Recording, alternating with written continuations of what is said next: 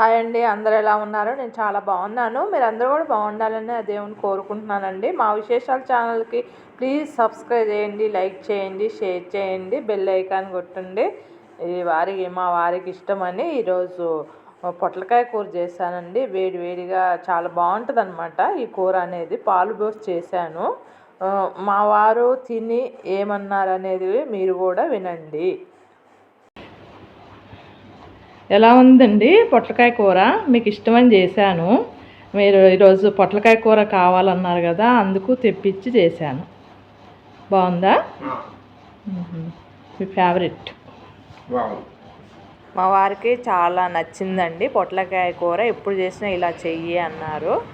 మీకు ఎలా ఉంటుందో మీరు కూడా ట్రై చేసి చూడండి. పొట్లకాయ కూర ఎలా చేయాలో చూద్దామండి.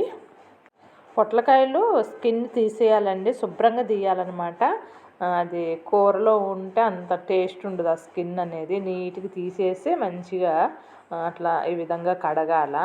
కడిగిన తర్వాత వడేయాలండి, నీళ్ళు లేకుండా వడేస్తే మంచిగా మనకి ఈజీగా కోసుకోవటానికి బాగుంటుంది అన్నమాట. తడి అనేది ఉండదు ఎక్కువ. ఇట్లా ఈ విధంగా కడిగిన తర్వాత కోసేయాల నిలువుగా.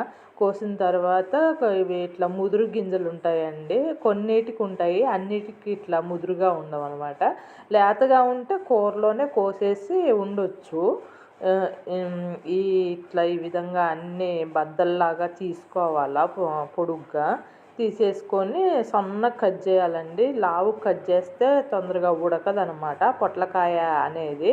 ఈ విధంగా సన్నగా కట్ చేసుకున్న తర్వాత తాలింపుకి ఉల్లిపాయ మీడియం సైజు ఒక ఉల్లిపాయలండి సన్నగా తరిగి పెట్టుకోవాలా. తర్వాత పచ్చిమిర్చి ఒక 4 తరిగి పెట్టుకోవాలన్నమాట. కొంచెం కరివేపాకు అన్నీ రెడీ చేసేసుకొని మళ్ళీ ఎల్లిపాయలు కొంచెము కచ్చాపచ్చా దంచి పెట్టుకోవాలండి. అన్నీ రెడీ చేసిన తర్వాత స్టవ్ వెలిగించి పెద్ద ఎడల్పు కడాయి అండి, ఎడల్పు కడాయి అయితే బాగుంటుంది అనమాట. కూరలు మంచిగా ఏగుతాయి.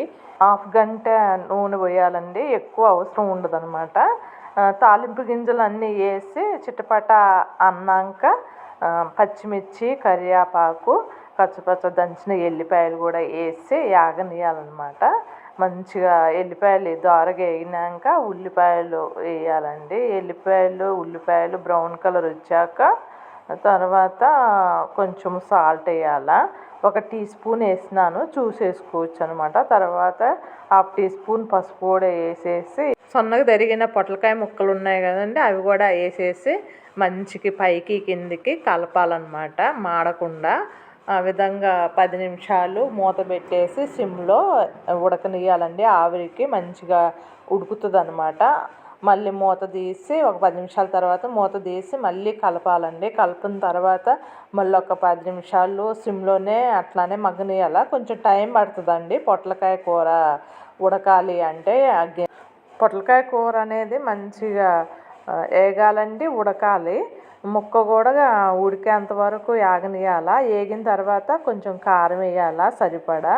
వేసేసి 1 టీ స్పూన్ వేసానండి. తర్వాత నీళ్లు పోసి దగ్గరికి ఉడకనియాలండి. ఉడికిందా ఉడకలేదా అని చెక్ చేస్తుందా. ఈ విధంగా ఉడకాల, మెత్తగా ఉడకాల. మళ్ళీ మూత పెట్టి ఒక 2 నిమిషాలు ఉడికిన తర్వాత పాలు పోయాలండి. పాలు పోసి కొంచెం దగ్గరికి ఉడకనియాలండి.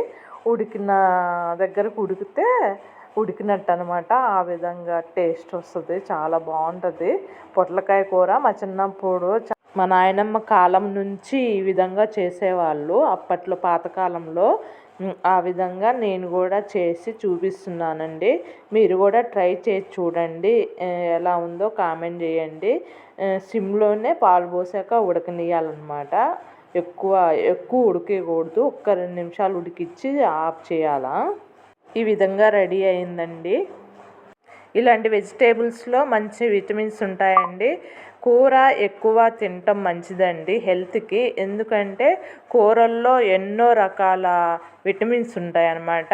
ఒక కూరకే మనము చాలా విటమిన్స్ దొరుకుతాయండి.